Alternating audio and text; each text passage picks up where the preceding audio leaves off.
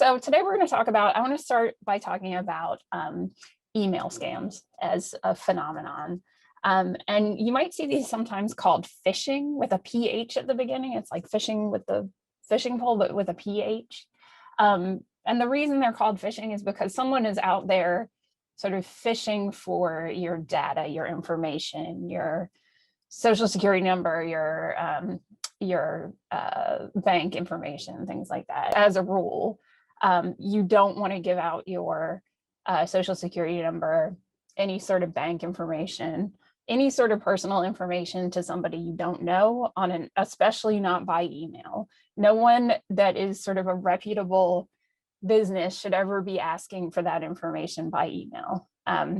So, you might need to enter things like when you're online shopping, you might need to enter your credit card. You are always going to do that from secured sites, and never to an individual person that you don't know for any reason.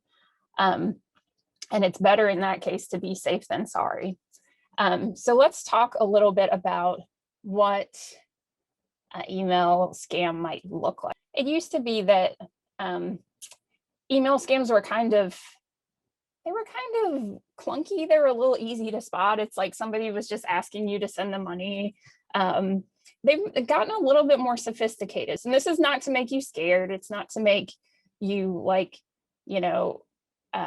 worried about all of your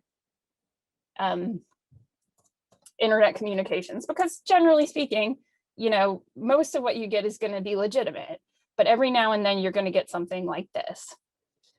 So we want to look at this email. So this is on the Federal Consumer Board website, and they have sort of the job of warning you about upcoming scams, among other things. So they develop over time, and they can get more sophisticated. They can look more and more real. So we want to look at this one right here. Okay, so it looks real. There's Netflix at the top of it. They have the Netflix logo. It looks like the Netflix font. But if you zoom in, you'll see, okay, so they're saying that your account is on hold and they want you to update your account information. It looks relatively legit, right? But like one of the things you want to look for here is like, okay, first of all, do you have an account with Netflix? If you don't, then there's no reason why you should be updating your account information. That's, you don't have an account, there's no reason to do so. If you do have an account with Netflix, I want you to look at where it is like sending the message to you and it says, "Hi, dear." That is not your name. Like if you have an account with Netflix already, they will know what your name is. And they will also send you a link directly to the site as opposed to asking you to update it from there. So look out for stuff like that. If you have an account with someone, they will have your name. They will have a way of sending it to you. If all else fails and you look at this and you're not sure, go to the Netflix site and email them and say, "I got this email that wanted me to update my information. Like, is this legitimate?" But look for things like that, like if it's not addressed directly to you, if it's not something that you already have an account with, make sure you're looking out for stuff like that.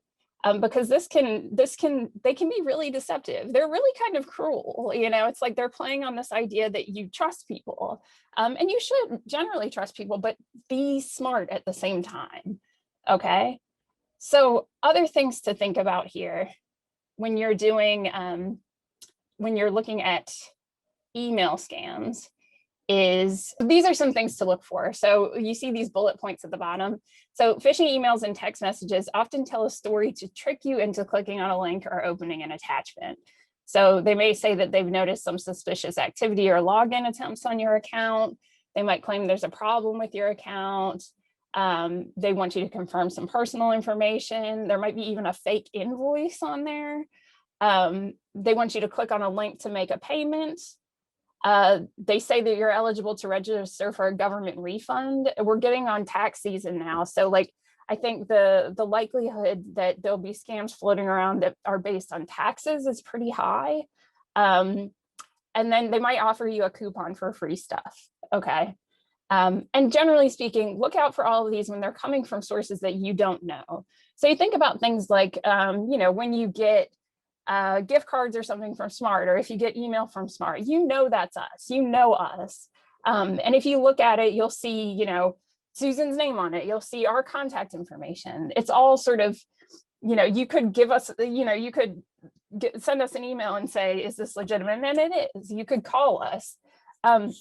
These things that you've never heard of before, or that have those tip-offs, like they don't have your name or they don't know who you are, be really wary of those. And again, don't give your personal information out to anyone via email. Like Smart, would we ever ask for your social security number on email? No, never. And neither should anyone else. Even if it's a government site, they should have a secure way for you to enter any sort of information that you would send them. So it will be a secure, remember we talked about those locks at the top of each web page. It'll be a secure site where you're entering things. And you're only going to do that if you absolutely know the source, you absolutely know why they're asking. You're never, ever, ever going to do that with somebody that you don't know. And it's better to be safe than sorry. So if you ever do get something that looks like one of these, there are a couple of things you can do. First of all, just delete it. Like don't mess with it. Don't click on any links. Just look at it and say, like, this is not, you can either delete it or you can also report it. So you can report it to like 311. So if you see something like this and it's, it's asking for money, or it's like something that you feel like other people could get tricked by, you can call 311 and they have a whole department for dealing with scams. A lot of phone scams, a lot of email scams, but you can report that there. So these are some steps to keep you from getting phished, all right, to keep you from getting emails like this. So use security software on your computer. So if you have like virus protection, Norton, something like that, those are generally pretty good and will protect you from things like, if you click on a link that happens to be something that is trying to get information off your computer, that will generally keep it from going too far, like actually downloading any information. Protect your mobile phone by setting software to update automatically. If you're using your phone for most things and you get that notification that says you have a system update or you have updates to your apps, I know it's really, really tempting sometimes, especially if you're in the midst of doing something, to say, oh, I'll do that later. And then you do, you push it off forever. I totally get that. But the thing is, when you do those system updates or app updates, any of those, you are protecting your phone against further viruses or anything like that that could come in via these scams. So those system updates for your phone are being sort of like retooled all the time based on different scams that are coming in. So the security features are being made better over and over and over again.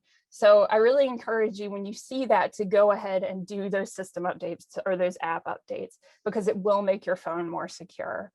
Protect your accounts by using multi-factor authentication. There's a couple different ways of doing this, but generally, if you have a passcode for something, or if you need to like scan your fingerprint, I do that with a couple of my things. Like some of the apps give you the option of scanning your fingerprint in order to get in. And I think that can be really good. It's just another step of entering your password and then scanning your fingerprint. It gives you just one more layer of protection. And protect your data by backing it up. Generally speaking, like, look out for email addresses that you know. If it's something that you don't know, or something that looks at all suspicious, or if they're offering you something that's like, click on this link and we'll give you $5,000, that is not going to happen. Like, if it's too good to be true, it sounds too good to be true, it probably is.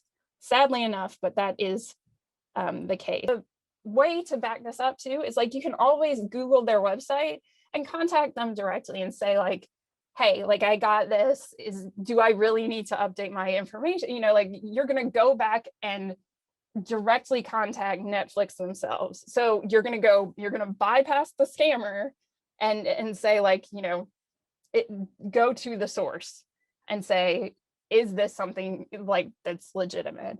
And generally speaking, if you do that, and they'll tell you, like, we didn't actually send this.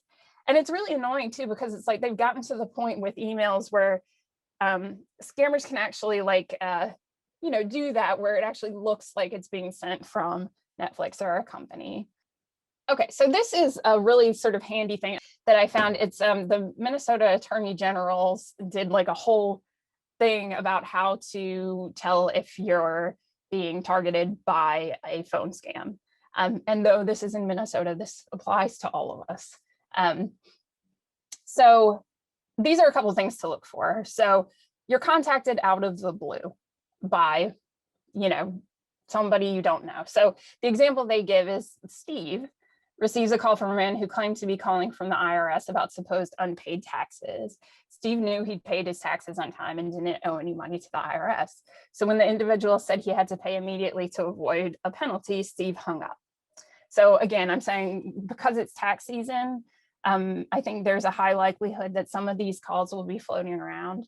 The IRS will never, ever, ever ask you to pay in any way over the phone.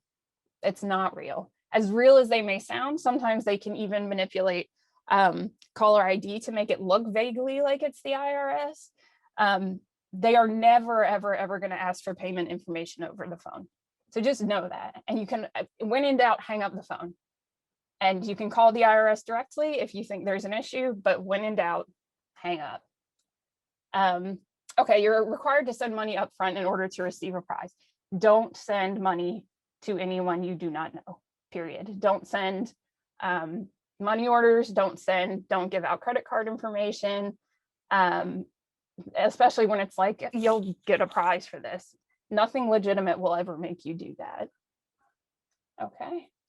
Again, too, this next one is pretty similar to that. So there's been scams too where they ask you to buy a reloadable money pack or like gift cards or something like that you need to send them that in order to get, some larger amount of money. The reason they do that is because that money is then untraceable. So if you've sent it to somebody, instead of something like, your bank account or your credit card, this actually goes completely sort of under the table. So if you've bought a gift card or a reloadable, debit or Visa card for someone, there's no way of tracing it back. So that's like a really sneaky kind of gross way of getting people's money. Don't do that. Don't fall for that.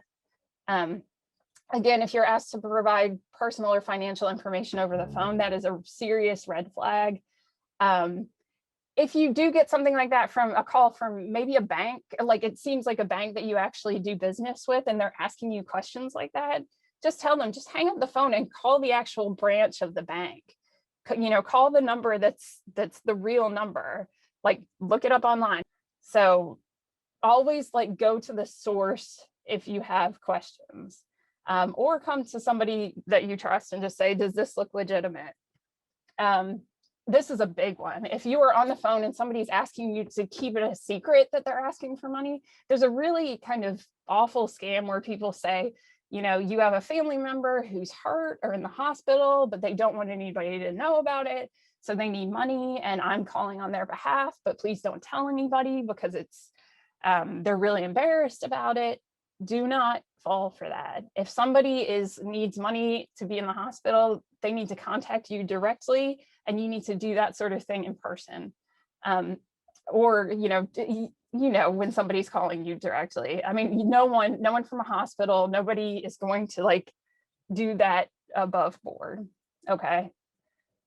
You're asked to act quickly. There's another thing about that is like they want you to do this fast so that you can't change your mind or so that you can't check with anybody. So I've heard of ones where they're like, don't hang up the phone. If you can't hang up the phone, or you're not going to get this money, or you're going to be reported to the IRS. Anybody who's telling you you can't hang up the phone is a super, super serious red flag, because they don't want you to consult with somebody else. They don't want you to look up if it's a scam on the internet. They want you to act while you're panicking. And you don't want to ever have to act while you're panicking. So you can always hang up. You can always call 311. You receive payment in the form of a cashier's check or money order. You've probably seen that this is more in the mail. So like if you get those things, Publishers Clearinghouse used to have this that was like your $20,000 check, and it was fake, like it wasn't real. They actually got in trouble for that, and they can't advertise in that way anymore. But don't, like, if you don't know the source of something like this, don't try and cash it. Don't, like, it's probably too good to be true. And, if it sounds too good to be true, it probably is. Okay. So here are a couple of things, just tips, if you do run into any of these. So don't be afraid to say no. You have the power to hang up the phone. You have the power to say no and hang up the phone in any of these instances. And it's better to be sort of maybe slightly overly cautious, I guess, than to risk giving out any personal information.